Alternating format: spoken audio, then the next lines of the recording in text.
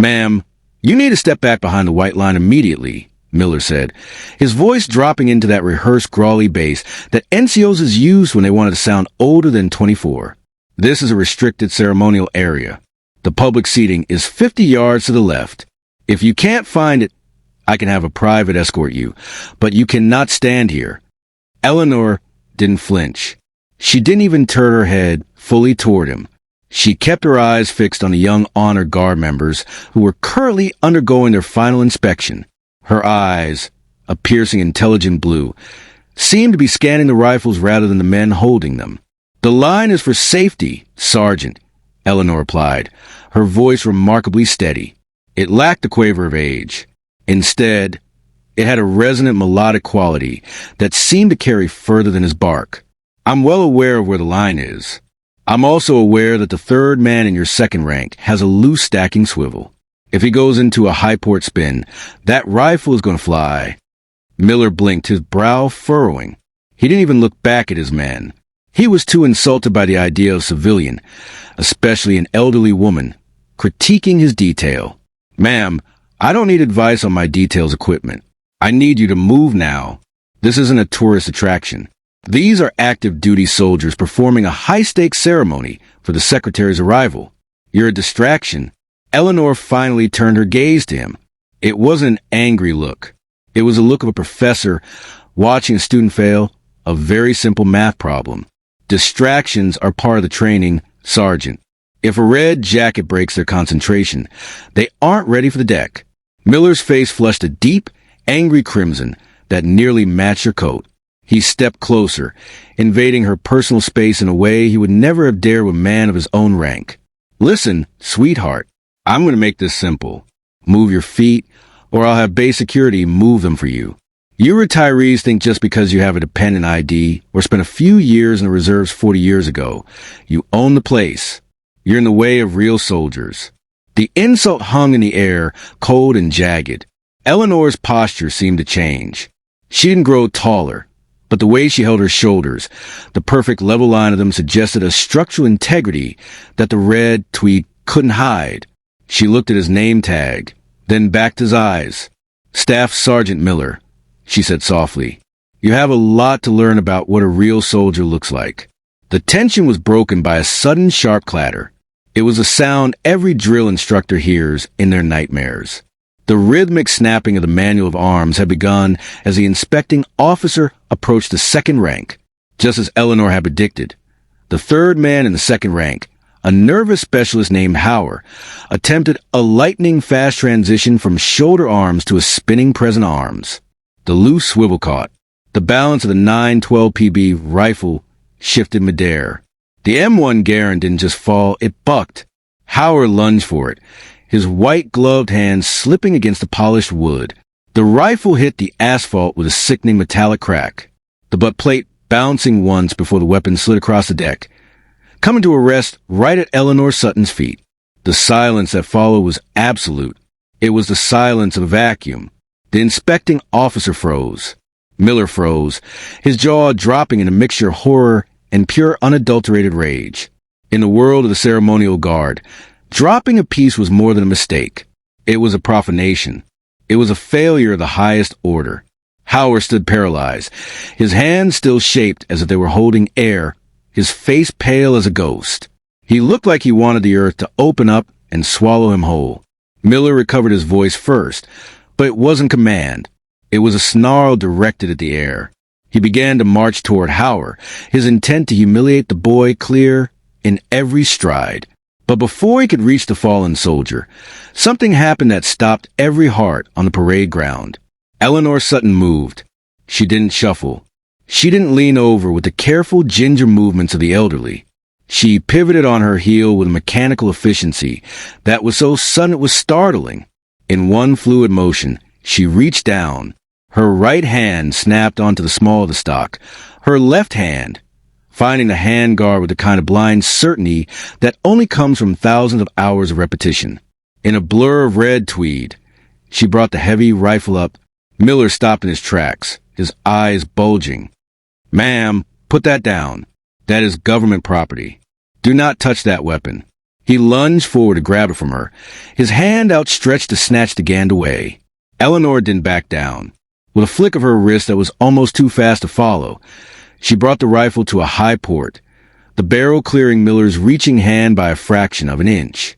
The movement was so sharp the wind of the rifle's passage actually made Miller flinch. She didn't stop there. While Miller stood there stunned, Eleanor performed a series of movements that weren't in the standard modern manual. They were older, more complex, and infinitely more difficult. She spun the rifle behind her back, the heavy wood and steel whistling through the air, catching it with her left hand without looking. She executed a triple spin into a flatline catch, the slap of her palms against the wood echoing across the entire parade deck like a pistol shot. The sound was perfect. It was the sound of a master. Across the field in the shade of the command tent, an older man with 3 stars on his shoulders and a chest full of ribbons stood up from his chair. He pushed his sunglasses down his nose, his mouth slightly agape. Beside him, a command sergeant major with a face like a topographical map of the Mojave Desert leaned forward, his eyes narrowing. "Who is that?" the lieutenant general whispered. The sergeant major didn't answer immediately. He was watching the way the woman, in the red jacket, handled the Grand. She was doing the Lost 13 in sequence, a series of drill movements so dangerous and difficult they had been phased out of the standard repertoire in the late 80s, because too many guardsmen were breaking their wrists trying to learn them. The sergeant major's voice was a low growl of disbelief. "Sir, there's only one person I ever saw move a piece that fast, but she's been retired for 20 years. Back on the deck, Miller was reaching the breaking point of his patience and his ego. He felt the eyes of the entire base on him. He felt the shame of his soldier dropping the rifle. And now he was being shown up by a grandmother playing with a weapon as if it were a baton. "That is enough," Miller screamed. He reached out again, this time put his weight into it, intending to tackle the woman, if necessary, to regain control of the situation. "Security. I need security on the deck," he yelled over his shoulder. But as he moved in, a voice boomed out from the speakers, amplified by the heavy-duty PA system of the reviewing stand. It wasn't the voice of the announcer. It was the voice of the base commander, who had snatched the microphone. "Staff Sergeant Miller, stand down. That is a direct order. Stand fast." Miller froze, one foot in the air, looking like a cartoon character caught in a trap. He looked toward the reviewing stand, seeing the lieutenant general and the base commander sprinting. Not walking, but sprinting toward their position. Eleanor Sutton didn't look at the officers. She looked at the young specialist Hauer, who was still shaking. She held the rifle out to him, her movement suddenly gentle, returning to the civilian persona as quickly as she had shed it. She held the rifle at the balance point, perfectly leveled. "Check your swivel next time, son," she said softly so only the boy could hear, "and never let them see you shake. The rifle knows when you're afraid of it." Howard took the weapon with trembling hands, his eyes wide with a mixture of terror and awe. The general reached them first, his breath coming in short bursts. He didn't look at Miller. He didn't look at the drop rifle. He stopped 3 feet in front of Eleanor, and to the absolute shock of everyone watching, he snapped the sharpest salute of his career. "Ma'am," he said, his voice thick with emotion, "I haven't seen that sequence since the '84 trials at Fort Belvoir." Eleanor Sutton smiled, and for a moment, the years seemed to fall away. She returned the salute, her hand hitting her brow with the crispness of a razor blade. "Hello, Robert," she said. "I see you finally got that 3rd star. I told you that you were too stubborn to stay a colonel." The general laughed, a short bark-like sound, and turned to the crowd of soldiers and officers who were now congregating. He looked at Miller, who was standing there like a statue of confusion. "Staff Sergeant Miller," the general said, his voice dropping into a dangerous, quiet tone. "Do you have any idea who you were just threatening to arrest?" Miller swallowed hard, his throat feeling like it was full of sand. "No, sir. She was over the line. Sir, I was just enforcing the perimeter." The general stepped closer to Miller, his face inches from the NCO's. "This is Eleanor Sutton." But when she wore the uniform, she was Command Sergeant Major Sutton. She was the first woman to ever command the Honor Guard. She was the woman who literally wrote the manual you studied to get your stripes. She was the one who integrated the drill teams when the brass said women didn't have the upper body strength to handle a Garand. She didn't just handle it, Sergeant. She outperformed every man in the Atlantic Command for 6 years straight. A murmur went through the crowd. The younger soldiers looked at Eleanor with a new kind of intensity. They were looking at a pioneer, a legend they had heard about in whispered stories during basic training. The Red Queen of the drill floor, a woman who could outmarch, outspin, and outdiscipline anyone in the service. Eleanor stepped forward, her eyes moving from the general to Miller. She saw the fear in the young man's eyes, the realization that he had just committed professional suicide by insulting a living legend of his own branch. "General," she said, her voice calm. The sergeant was just doing his job. He was a bit overzealous, perhaps a bit quick to make assumptions based on a tweed jacket and a few gray hairs. But the standards are the standards. She turned to Miller. "Sergeant Miller, you told me that I was a distraction. You told me that I was in the way of real soldiers. Do you know why I was standing 6 and over your line?" Miller shook his head, unable to speak. "I was standing there because from that specific angle, the sun hits the barrels of the second rank. If the oil isn't wiped perfectly thin, you get a glare that can blind the man behind them during a rotation. I was checking your work, Sergeant, and your work was sloppy. You were so worried about the spectator line that you didn't see the loose swivel on Specialist Howard's piece. You were so worried about the look of your detail that you forgot the soul of it." She walked closer to him, her voice dropping to a whisper that fell heavier than a shout. "A real soldier doesn't need to bark an old woman to prove he's in charge. A real soldier knows his equipment, knows his people, and knows that the uniform doesn't make the man the discipline does. You failed your soldier today. You let him go onto the deck with a faulty piece, and then you were going to berate him for a mechanical failure you should have caught in the pre-inspection." Miller looked down at his boots, his face pale. The general looked at the base commander. "Colonel, I think Staff Sergeant Miller and his detail could use some remedial training, and I think I know just the person to supervise it if she's willing to stay for lunch." Eleanor looked at the young men in the detail. She saw their potential, buried under bravado and the nerves. She saw the same spark she had felt 40 years ago when she was a young private fighting for the right to even hold a weapon in a ceremonial capacity. In her mind, a flash of memory hit her. A flash echo of a rain-slicked tarmac in 1979. She remembered the weight of the rifle, the way the men around her had sneered waiting for her to drop it. She remembered the blisters that bled through her white gloves, and the way she had practiced until her arms were numb, just so she would never give them the satisfaction of seeing her fail. She remembered the day she finally won the competition, the way the silence had felt then, the same silence that was over parade ground now. "I'm retired, Robert," Eleanor said, looking at the general, "but I suppose I could spare a few hours. These boys need to learn that the rifle isn't a prop. It's a responsibility." The rest of the morning was a whirlwind of activity. The ceremony proceeded, but the energy had shifted. The secretary arrived, but the gossip among the ranks wasn't about the dignitary. It was about the woman in the red jacket. After the official festivities concluded, Eleanor didn't go to the officers' club for a fancy lunch. Instead, she stayed on the parade deck. She had Miller bring his entire detail to the equipment shed. She took off the red tweed jacket, revealing a simple high-collar white blouse. She rolled up her sleeves. Her forearms were lean, the muscles corded and firm, a testament to a lifetime of physical activity. She picked up Howard's rifle. "Bring me a toolkit," she commanded. Miller scrambled to obey. For the next 3 hours, Eleanor Sutton didn't just teach them how to spin a rifle. She taught them the mechanics.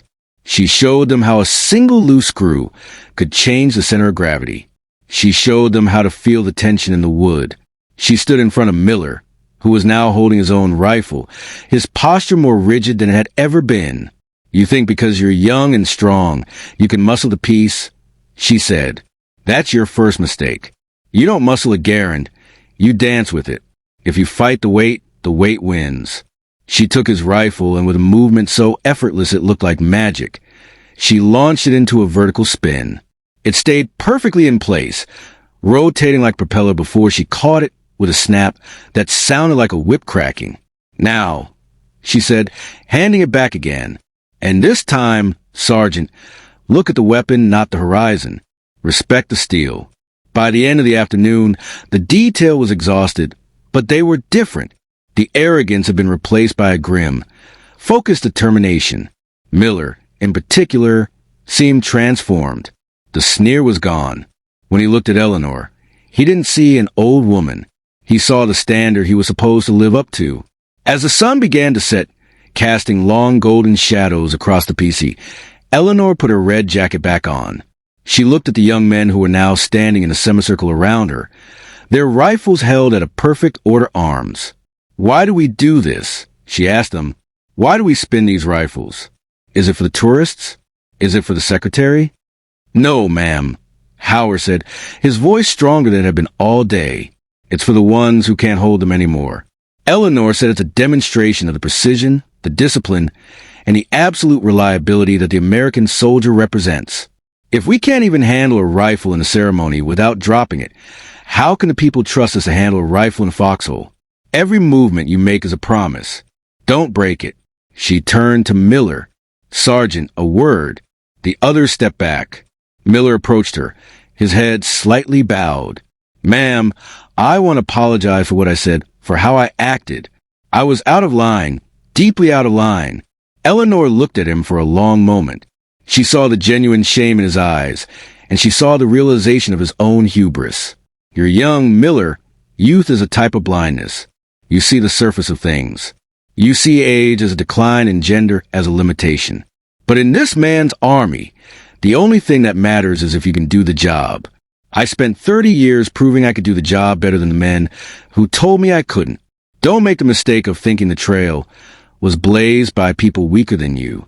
She reached into the pocket of her red jacket and pulled out a small tarnished silver coin. It was a challenge coin, but older than the ones usually seen today.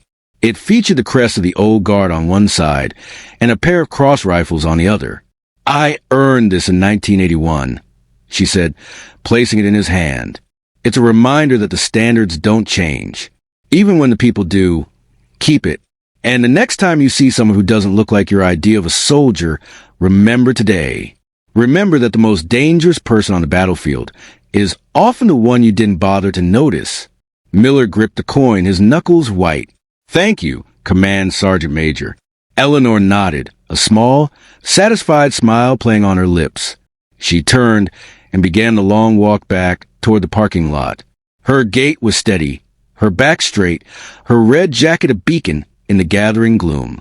As she walked, she passed a group of young female soldiers, privates, and specialists who had been watching the training from a distance. They didn't say anything, but as she passed, they instinctively straightened their posture. One of them, a young woman with her hair in a tight regulation bun, gave a small, respectful nod. Eleanor returned the nod. She knew the road they were on. She knew the hurdles they would face, the subtle slights and the overt challenges to their presence. But she also knew that they had seen what was possible. They had seen that the Red Queen was real, and that the steel they carried didn't care about the color of their hair or the year they were born. In the command office, the general watched her through the window until she disappeared from sight. He looked down at a folder on his desk, her service record. It was thick, filled with citations for valor, commendations for technical excellence, and letters of appreciation from 4 different presidents. He flipped to the back to a photograph from the early 80s. It showed a young Eleanor, her face smeared with camouflage grease, holding a rifle in the mud of a training range. She looked fierce, unstoppable. Underneath the photo was a quote from her final evaluation before retirement. "Command Sergeant Major Sutton does not merely meet the standard. She defines it. To underestimate her is the last mistake any adversary or subordinate will ever make." The general closed the folder and looked at the base commander.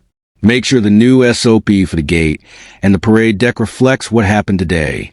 He said no one, and I mean no one, is to be dismissed based on their appearance. "And I want a formal invitation sent to Ella Laner for the anniversary ball. Put her at the head table."